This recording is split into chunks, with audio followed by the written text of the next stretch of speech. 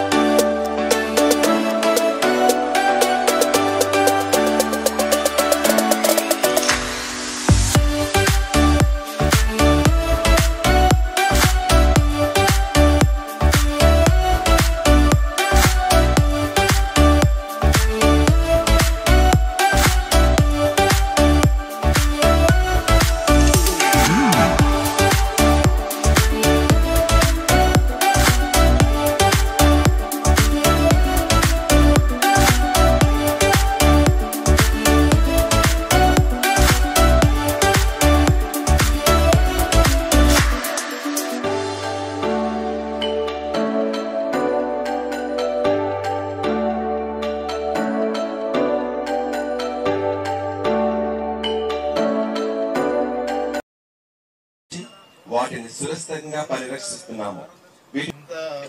ఈ చిన్న తాబేళ్ల కోసం ఎందుకు ఇంత అందరము పరితపిస్తున్నామని, వీటి అన్ని కూడా అంతరించిపోతున్నటువంటి జాతి. మనం ఇట్లానే వాటిని కాపాడుకోకపోతే ఒక 5-10 సంవత్సరాల తర్వాత ఆ తాబేళ్లు అనేది ఉండవు. అవి లేకపోతే మనకు జరగాల్సినటువంటి నష్టాలు చాలా ఎక్కువ, మనకు తెలియకుండానే చాలా ఎక్కువ అరిష్టాలు నష్టాలు కూడా జరుగుతూ ఉంటాయి.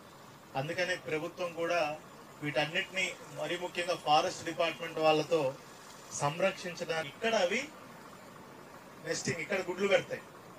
కేవలం గుడ్లు పెట్టడం కోసం సుమారుగా 1000-2000 కిలోమీటర్లు అవి వాటికి దేవుడిచ్చిన వరం, వాటి శరీరంలో అవి ఇక్కడ ఎలా రావాలో వాటికి మనం ఇప్పుడు ఫోన్ లో GPS పెట్టుకొని పోతాం ఎక్కడికైనా తెలియని ప్లేస్ కి, వాటికి దాని బాడీలోనే GPS ఉంది.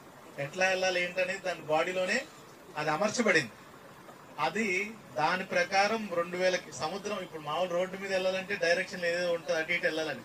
సముద్రంలో ఎటు తెలియకుండా అది ఇంత దూరం వచ్చిందంటే అదంతా కూడా దేవుడు దానికి ఇచ్చినటువంటి మంచి ఒక అద్భుతమైనటువంటి శక్తి.